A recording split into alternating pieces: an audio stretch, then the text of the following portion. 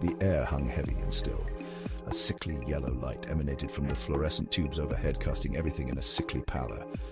We were trapped in a nightmare. The back rooms, they called it, an endless maze of empty rooms connected by corridors that stretched into eternity. The walls, a never-ending expanse of damp, stained yellow wallpaper. The smell, a musty, unsettling aroma of stale air and forgotten things. This place was wrong, fundamentally wrong. The silence was unnerving, broken only by the distant hum of the lights and the pounding of our own hearts. Every so often, a noise, a rustle, a whisper would echo down the corridors. Each time we'd spin around, hearts in our throats, only to find nothing. But the feeling of being watched, it never left. Something lurked here in the shadows, something hungry. We weren't alone in this desolate labyrinth. Creatures, things lurked in the shadows. We'd caught glimpses of them, fleeting and terrifying. They were humanoid in form, but twisted, wrong. Their skin was stretched taut over bone, their eyes glowing with an unnatural hunger. They moved with a disconcerting fluidity, appearing and disappearing around corners, always just out of sight. The constant threat of these creatures weighed heavily on us. We were easy prey in this endless maze. Our senses were on high alert. Every sound, every shadow could be them. The fear was a physical thing, a knot in our stomachs that refused to loosen. Sleep offered no escape. Even in the darkness, we felt their eyes on us, their presence a suffocating weight.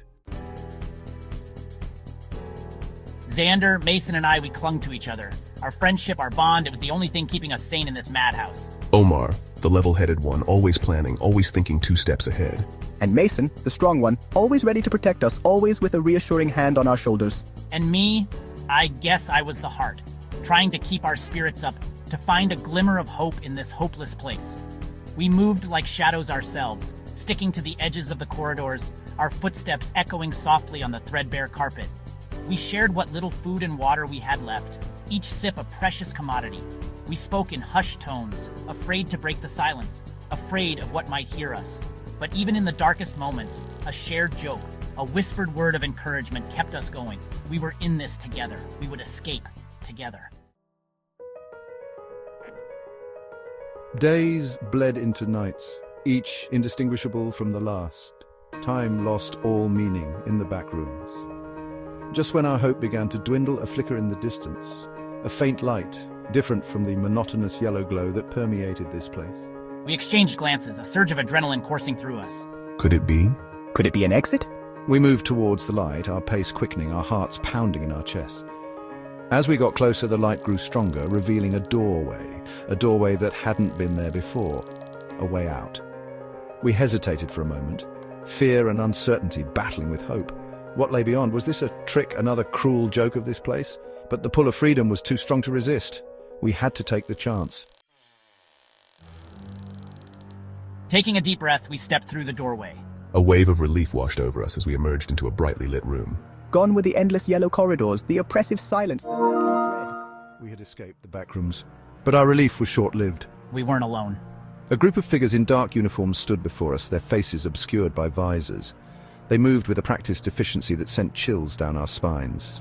We had escaped one nightmare only to stumble into another. Secure the anomalies. The figures moved swiftly, surrounding us, their hands gripping strange technological weapons. We were pulled apart, resistance futile. Fear, cold and sharp, pierced through the initial relief. We had escaped the back rooms, but freedom, it seemed, was a fickle mistress. We were ushered into a sterile white room, the walls bare, the air thick with the hum of machinery. A single, blindingly bright light hung from the ceiling, illuminating our every move. They watched us, these figures in their dark uniforms, their expressions unreadable behind their visors. We were specimens, poked and prodded, our every word, every reaction meticulously recorded. Through whispered conversations, we learned our captors were the SCP Foundation, a shadowy organization dedicated to containing and studying anomalies, things that defied the laws of nature. And we, it seemed, were the latest additions to their collection. We were designated SCPs, our names replaced by numbers. The reality of our situation settled in, and the weight of our new identities bore down on us. The days blurred together, a monotonous routine of tests, observations, and interrogations. The Foundation was relentless in its pursuit of knowledge, seeking to understand the backrooms, to unravel the secrets of our escape. We were subjected to endless scans, our blood drawn, our minds probed. They wanted to know how we got there, how we survived, how we found a way out. But the back rooms, they were a labyrinth not only of space, but of memory. The experience had left us shattered, our memories fragmented, unreliable. We told them what we could, but our words seemed to frustrate them, their questions growing more insistent, more invasive. We are trapped once more, not in the endless yellow corridors of the backrooms, but in this sterile prison of observation. The Foundation, for all its resources, for all its technology, seems no closer to understanding the true nature of the backrooms. We are enigmas to them, our existence a puzzle they are desperate to solve. What does the future hold for us? Containment? Experimentation? Will they ever find a way to send us back? Or are we destined to spend the rest of our days as their prisoners, our lives dissected, analyzed, our humanity slowly eroded? Sometimes, late at night, when the hum of the facility lulls me into a restless sleep, I see flashes of yellow. I hear the distant echo of the fluorescent lights and feel the unsettling stillness of that place. The backrooms, it seems, are not so easily escaped. They linger in the darkest corners of our minds, a constant reminder of the horrors we faced, the horrors we left behind. And the fear, the primal, instinctive fear of those empty corridors, those watching eyes, it never truly leaves you. It stays with you, a shadow clinging to your heels, a whisper in the back of your mind, reminding you that even in the cold, sterile confines of this facility, you are not safe. For the backrooms are always out there, waiting, watching, and they never truly let go. The haunting memories, the relentless dread, they are our constant companions, a testament to the inescapable nature of the backrooms.